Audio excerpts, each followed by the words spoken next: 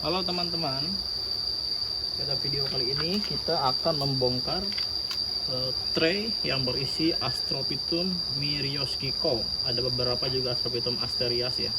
Asteriasnya ada Vitep, ada asterias lah, ada Kabuto. Ini juga ada 5 ribs. Kebanyakannya ini Myriokiko. Inilah penampakan dari semayan Myriokiko ya teman-teman. Tampak bahwa tidak semuanya memiliki pattern ataupun bentuk Myriokiko ya. Ada beberapa yang seperti Myrio biasa pada umumnya. Ini teman-teman yang aku bongkar, ini ciri khas dari Myriokiko. Dia adalah bentuknya Myrio tapi ada lancip-lancipnya. Ini yang membedakan antara Myrio biasa dengan Myriokiko ya. Kalau Myrio biasa dia lurus seperti ini, begini lurus, nggak ada gelombang lancip-lancip begini. Kalau Myriokiko ada lancip-lancip begini. Dan grade-nya, untuk grade-nya ada grade-nya juga ya. Untuk Myriokiko semakin lancip, semakin ini ya panjang, biasanya itu semakin bagus dan lebih bernilai daripada aku kasih lihat nih, daripada yang kayak gini. Ini kan gelombangnya sedikit, tidak begitu lancip, tapi dia tetap Myriokiko juga, karena meskipun sedikit gelombangnya dia tetap ada gelombang. Ini masuk gen Kiko juga, bukan Myrio biasa. Dan untuk ciri Myrio itu biasa ya teman-teman, taprootnya lebih panjang daripada asterias, biasanya seperti itu tuh. Ini biasanya nanti kalau sudah besar taprootnya makin panjang. Jadi harus disediakan pot yang tinggi, cocok banget tuh pot Sansei NKT yang kayak gitu tuh udah cocok. Ini masuk pot nomor 5 juga oke nih teman-teman. Yuk mari kita cabut lagi. Untuk cara mencabutnya, saya sendiri tinggal gini aja, nggak harus pakai pinset ya teman-teman. Kalau pakai pinset biasanya kadang-kadang riskan, berbahaya juga. Kenapa? Karena terkadang nanti ketusuk ya bodinya sama pinset, nanti malah jadi luka. Kalau sudah luka, kalau penanganannya nggak benar nanti bisa jadi infeksi bakteri, kemudian pembusukan dan lain-lain. Jadi diupayakan pakai tangan aja. Untuk akarnya udah bagus nih teman-teman tuh ya, akarnya bagus karena memang pertumbuhannya sehat, diberikan media tanam yang bagus dan juga nutrisi yang cukup sehingga tanaman tumbuh dengan sehat. Tidak ada dehidrasi karena juga penyiramannya dilakukan dengan waktu yang tepat ya teman-teman. Suhunya baik, jaga waktunya, jaga suhu, jaga nutrisi, dan juga jaga kondisi air, kelembaban media tanam. Jangan terlalu berlembab dan jangan juga terlalu kering karena nanti dia bisa dehidrasi. Nah beginilah teman-teman, nih ketika dicabut tuh ya, ada beberapa yang memang kikonya tidak begitu nampak jelas ya, atau memang belum ya, karena ini masih size segini. Nanti kita tunggu agak gedean, mungkin ada beberapa yang nanti pas udah gede baru jadi. Meskipun di size segini pun ada beberapa yang udah jadi juga pola kikonya teman-teman ya. Ada yang udah bagus nih kayak gini, ini sudah super lancip nih, yang ini bagus sekali. Ini aku cabut lagi. Ada yang lancip nih teman-teman, aku kasih lihat yang ini ya. Nih di sini nih, 1 2 3. Yang ini lancip banget guys. Tuh Joker ya, orang-orang sebutnya Joker, nama panggungnya Joker, jadi kayak Joker gitu ya. Kalau aku mirip-mirip Dragon Ball gitu ya. Nih tuh, ini lancip teman-teman, ini yang bagus nih. Kalau gedenya pasarannya harganya kalau size 5 cm ke atas itu biasanya kalau yang bagus di harga 500.000 ke atas ya. Kadang ada yang 2 juta juga, 3 juta ya, tergantung yang jual sih teman-teman, karena memang nggak ada harga yang benar-benar menjadi patokan standar ya. Kalau aku sendiri jual kayak gini biasanya di harga 35 atau 40.000 ya. Kalau yang bagus aku jual 50.000 ya. Kalau yang biasa-biasa aja, gen Myriokiko aja tapi nggak begitu kiko, aku jual paling 20.000 juga bisa dapat, kadang-kadang 18.000 untuk per tahun 2025.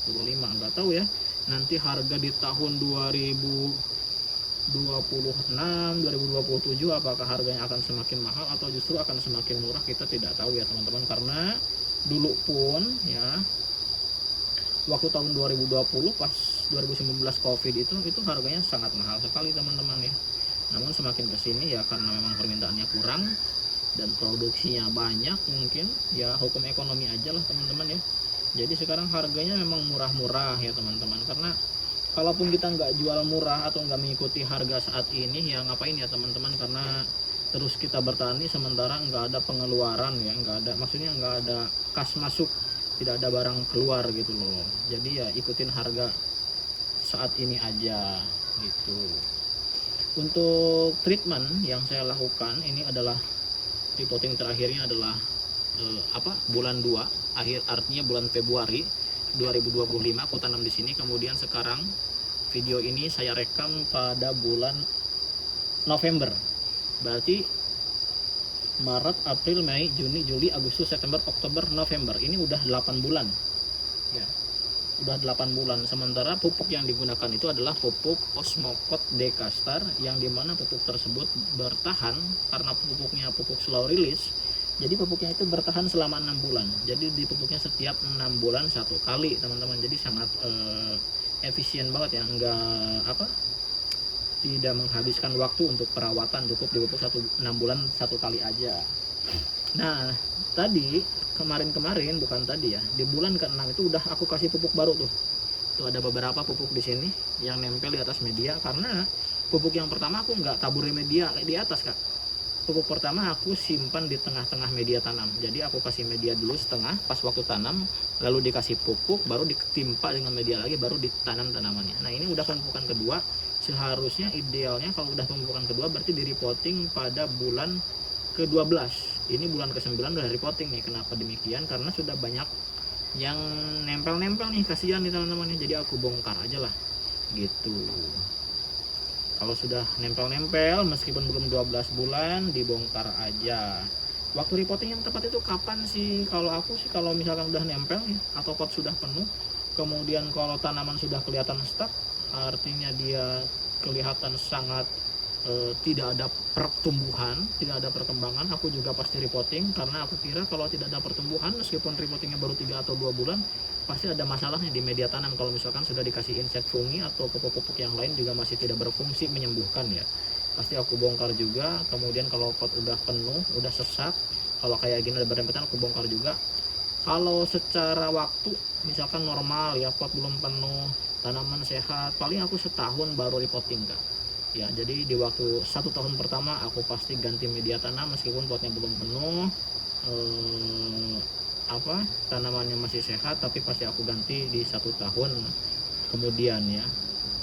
Kalau teman-teman repotting biasanya kapan nih? 1 tahun, 6 bulan, atau udah bertahun-tahun nggak di repotting? Sebaiknya di repotting ya teman-teman. Nah setelah dicabut seperti ini, sebelum dipindah tanam, aku kasih lihat nih teman-teman contohnya. Setelah dicabut aku biasanya gunting akar.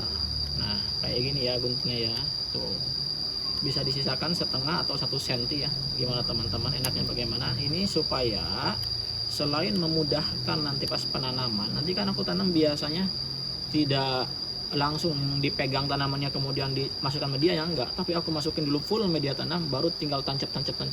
Nah kalau akar pondok kayak gini pendek ya, kalau akar pendek kayak gini ini lebih mudah teman-teman pas nanti penanaman. Itu yang pertama. Kedua, serabut akar yang digunting itu biasanya nanti menumbuhkan serabut akar baru yang lebih bercabang banyak. Ini sama aja seperti ranting pohon teman-teman ya. Kalau kita gunting atau patahkan ujungnya, nanti cabangnya semakin banyak, artinya akar semakin dominan memakan atau menyerap nutrisi di media tanam. Jadi pertumbuhannya juga lebih bagus. Jadi disarankan ketika treatment kayak gini, setelah dicabut sebelum dipindah tanam, digunting akar dulu. Namun teman-teman, ketika digunting akar biasanya tidak langsung tanam ya. Kan jenis repotting itu ada 2, sepengetahuan saya ada 2 macam ya. Ada yang kayak gini, repotting agak lambat ya, kita harus gunting dulu.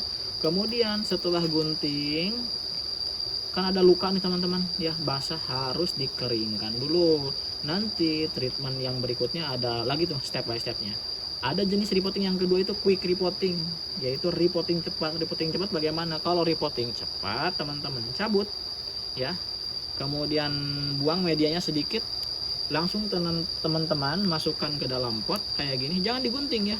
Kalau quick repotting jangan digunting supaya tidak meninggalkan bekas luka, langsung diisi dengan media tanam. Ini juga bisa banget kok, sama aja bukan sama aja ya, maksudnya aman-aman aja. Seperti ini juga aman-aman saja, cuman ya resikonya akar belum apa-apa baru juga repotting udah agak penuh tuh di dalam pot ya. Sementara kalau metode repotting yang sedang saya laksanakan di sini, ini nanti pas tanam si pot itu benar-benar tanaman itu benar-benar nggak punya akar banyak ya. Jadi pot masih leluasa dengan media tanam, sehingga nanti ini pertumbuhannya juga akarnya itu lebih bercabang banyak, serabutnya lebih bagus, dan lebih banyak pertumbuhan akarnya lebih bagus lah, lebih panjang. Nanti kan berpengaruh kepada pertumbuhan tanamannya juga ya teman-teman. Quick repotting juga bisa ya, nggak digunting langsung tanam juga bisa. Kalau yang versi ribetnya ini yang sedang saya lakuin. Lalu bagaimana teman-teman setelah digunting akar ya? Setelah digunting akar karena ada bekas luka, biar lebih aman kita rendam dengan fungisida ya. Air fungisida. Kalau saya menggunakan fungisida skor. Ini teman-teman, fungisida skor. Teman-teman bisa beli di mana saja, dari apa nih? Tuh ada 80 ml isinya, aku beli yang 80 ml. Untuk takaran pemakaiannya teman-teman bisa lihat di sini ada nggak ya? Pokoknya adalah di di keterangan botolnya tuh. Ini biasanya bisa dibuka tuh. Ya, tuh. Ada tuh keterangannya, nanti harus pakai berapa. Kalau aku biasanya pakainya itu 1 mili untuk 1 liter air ya teman-teman ya.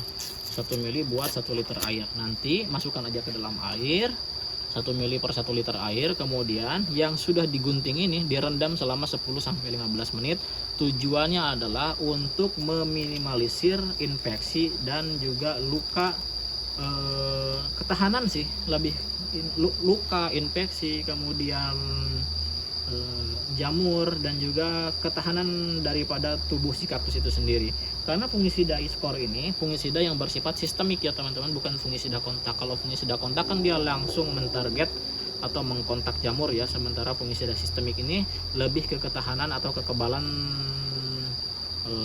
si tanamannya, begitu ya kalau nggak salah, kurang lebih seperti itu penjelasannya. Jadi supaya dia pas digunting nggak ada busuk, nggak ada luka, lukanya cepat kering, kemudian tanamannya tetap sehat, maka direndam dengan fungisida skor selama 10-15 menit.